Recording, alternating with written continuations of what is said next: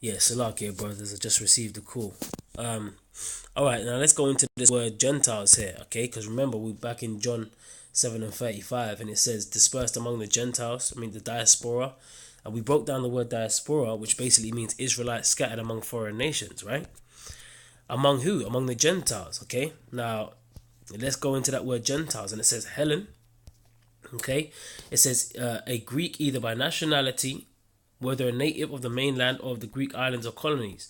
In a wider sense, the name embraces all nations, not Jews, that made the language, customs, and learning of the Greeks their own. And that's right. And you did have a lot of nations that were speaking Greek. Why? Because the Greeks did conquer that a lot of known lands at that time, back in the ancient days, man. When you go into the in the history of the Apocrypha, when it speaks about Alexander and the four generals, all right, and it goes on to speak about Antiochus, right?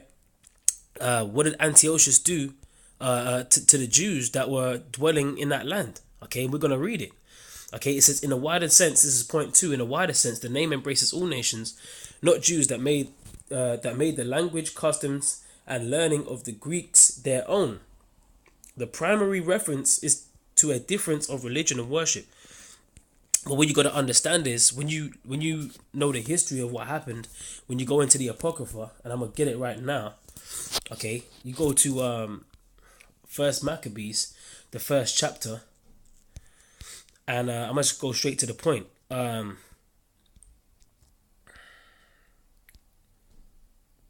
Right, and 11. It says, in those days, right, in the days of what? In fact, let me start from 10. And there came out of them a wicked root, Antiochus, surnamed Epiphanes, son of Antiochus the king, who had been a hostage at Rome, and he reigned in the 130th and 7th year in the kingdom of the Greeks. Okay, so we're dealing with the Greek Empire here, man.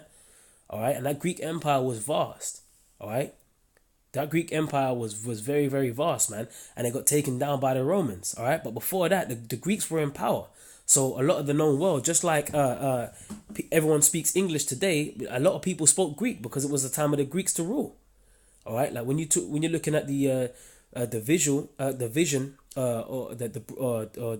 in Daniel of the statue, the time of the Greeks, it was their time to rule once upon a time. And when their time was ruling, a lot of the people were speaking Greek. All right. And in that time, you had Israelites, and it's going to go on to say, in those days, there went out of Israel wicked men who persuaded many, saying, let us go and make a covenant with the heathen that are round about us. For since we have departed from them, we have had much sorrow. All right. So there were certain wicked men. All right, wicked Israelite men who persuaded many. They persuaded a lot of people, man, saying, let us go and make a covenant. A covenant is an agreement or a contract with the heathen. Okay, and this is the time of Antiochus, Epiphanes, right? So this device pleased them well. Then certain of the people were so forward herein that they went to the king, who gave them license to do after the ordinance of the heathen. All right, whereupon they built a place of exercise at Jerusalem according to the customs of the heathen, and made themselves uncircumcised, and forsook the holy covenant, and joined themselves unto the heathen, and were so to do mischief. So common sense will tell you that the Israelites that were among these Greeks, right, under the Greek Empire, they were going to speak Greek, and they were going to be doing certain Greek, they were going to get into certain Greekish fashions, man. All right, wearing togas, shaved heads, in a place of working out butt ass naked, and all sorts, man, all manners of things. All right, and this is what you got to understand. Okay, so sometimes when it talks about the Grecians, it's talking about the actual heathens, but sometimes it's actually talking about the Israelites that were scattered among them that spoke Greek that didn't even know that they were Israelites, man. Okay.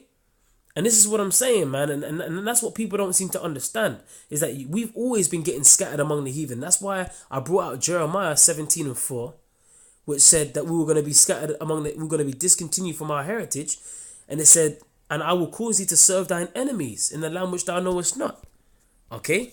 In fact, let me go to, there's another one I wanted to get in Hosea chapter 8, verse 8. Okay, it says, Israel is swallowed up. Now shall they be among the Gentiles as a vessel wherein is no pleasure. Okay? So we've been getting swallowed up among the Gentiles, man. All right? And if we, just like we read in the history, during the time of Antiochus Epiphanes, certain wicked Israelite men went and go and make a covenant with the heathen, man. All right, because they wanted to live that Greek fashion, that Greekish lifestyle, the same way that you got Israelites over there. Even though the apostles have been out there teaching this word, but they still refrain from that. They'd rather go into the black unconsciousness movement, read the Egyptian Book of the Dead, or get into Christianity.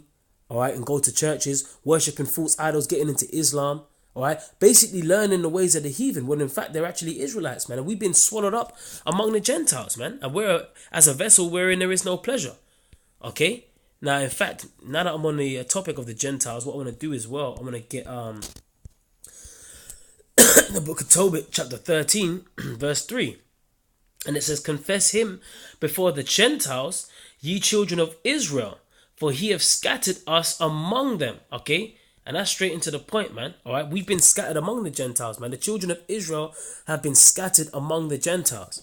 Okay, and you can't get out of that. All right. Now I'm gonna go into Acts, the 6th chapter, and the first verse, and it said, and in those days, when the number of the disciples were multiplied, there arose a murmuring of the Grecians against the Hebrews, because their widows were neglected in the daily ministration. Now let's go into this word Grecians. All right. Real quick and see what that word Grecians says. Okay, and that word Grecians is Hellenistas or Hellenistas. Okay, and what does it say? It says a Hellenist, one who imitates the manners and customs of the worship of the Greeks and uses the Greek tongue.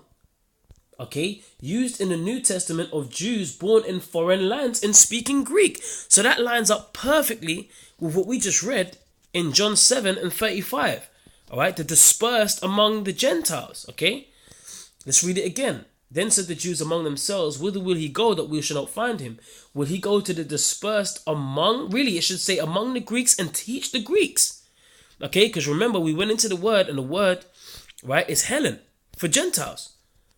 Okay, so there were Israelites that didn't even know that they were Israelites, that were learning or that were following the ways of the heathen, all right, that had to be woken up, the fact that they are actually Israelites, man. And it's the same thing that's happening now, because we were all in a Gentile state of mind. Okay, in fact, let's get 1 Corinthians 12. Yep. And 2. It says, ye know that ye were Gentiles, carried away unto these dumb idols, even as you were led. In fact, now that I've read that, going to Deuteronomy, I know I quoted it earlier, but I'm going to just bring this out. It says, you were Gentiles carried away unto these dumb idols. Now, why were we carried away unto the dumb idols? All right, what was one of the curses put upon the Israelites if they were not to agree to follow the commandments of the Heavenly Father? One of the curses is right here in Deuteronomy 28:64. And the Lord Yahweh shall scatter thee among all people from one end of the earth even unto the other, and there thou shalt serve other gods, which neither thou nor thy fathers have known, even wood and stone.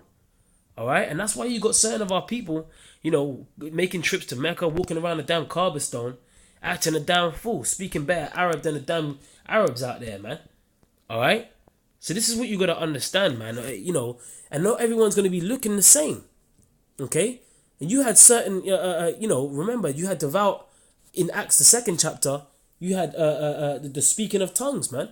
All right, there was men from all, scattered among all these other different nations, right, that was speaking their own native languages, but at the same time, they were still Israelites because they all heard and believed. Okay? And that's another thing that you got to understand, man. All right? This is Acts chapter 14.